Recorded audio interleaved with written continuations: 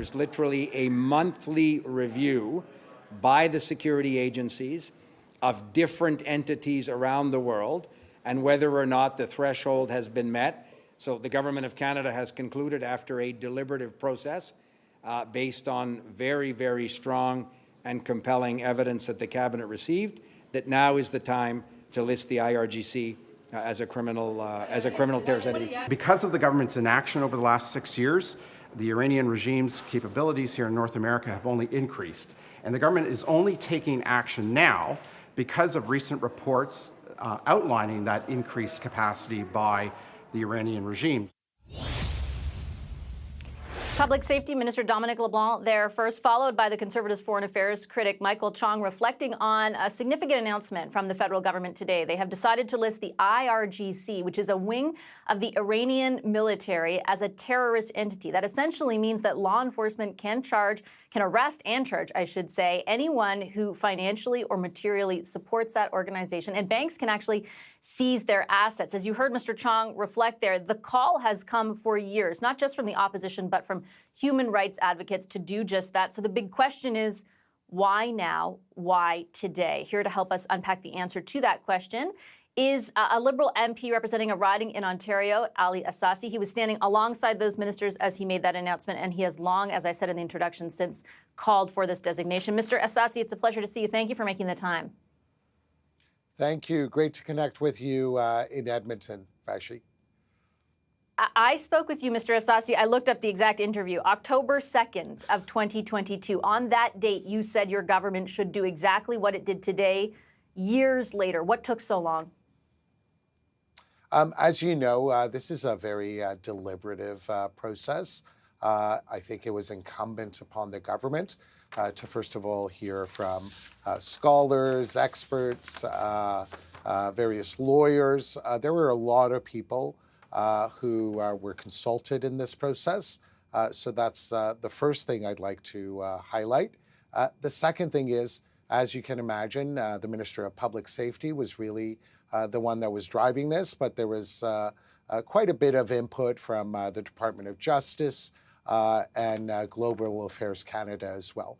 So given the fact that no one wants our government to act in a rash fashion, I think we essentially crossed our T's and dotted our I's and made sure that we were acting in a responsible fashion.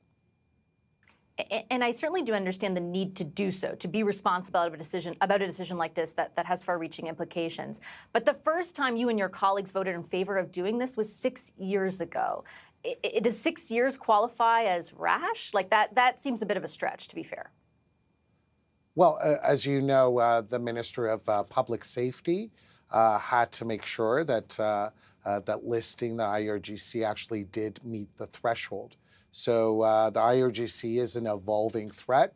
We have heard this from numerous members of the Iranian Canadian community. We have heard it from other experts. And most recently, as you know, Vassy, we did hear that the IRGC was attempting to hire individuals in Canada, criminals, I should say, to undertake an operation in the United States. So I'm not privy to the intelligence information that is sent to the minister. But as I said, this was a deliberative process, and I'm very happy that today we have taken this additional step. And I do want to ask in a moment about what it means for Iranian Canadians, people who might be affected by this. But I do have to go back to the point you're making. And I heard the minister talk about the deliberative process. He didn't put forward the example that you did. But I guess I think it's fair for Canadians to want to know, like, what line did the IRGC all of a sudden at this point in time cross? Because they were involved. The victims of PS 752, the families of those victims say they are the ones responsible. The IRGC is responsible for the shooting down of PS 752. I spoke to you in October of 2022 because it was weeks after the death of Mahsa Amini, who died after being arrested for simply improperly wearing her hijab. The protests taking place across the world and in Canada at that time specifically called on governments like yours to take this action. Again, 2 years ago, what line did all of a sudden the IRGC cross? And you yourself were saying at that time that your government should be doing this. Well, Vassy, allow me just to highlight the reality. This has really been a global campaign. We've seen campaigns all across Europe. We've seen it in the UK, and we also saw it here in Canada. Obviously, because of PS 752, this was something that was very near and dear to a lot of hearts here in Canada, but it really was a collective effort to make sure that we actually look into this, look at all the evidence, and take this necessary step. To suggest that over the course of the past couple of years, the government hasn't taken steps, I think would be far from the truth. As you know, there have been 18 rounds of sanctions that have been adopted by our government. In addition to that, I would also say that the measures under the Immigration and Refugee Protection Act were very, very significant. But now we have an additional tool to ensure that the IRGC cannot act with impunity, whether within Iran or in its efforts to engage in all sorts of sordid activities beyond Iran's border, whether it's in the Middle East or in North America.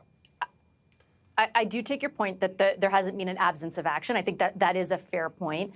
At the same time, while those actions are being taken, and I remember covering each and every one of them, there were people who were deeply affected by what the IRGC has done. And I know you speak with them as well, who were saying, I would really love the government to take this additional step. So it's against that backdrop that my last question to you is going to be political in nature, because your critics, your government's critics, the opposition, are saying that this is a motivating factor. Is the Toronto-St. Paul's by-election why this happened now?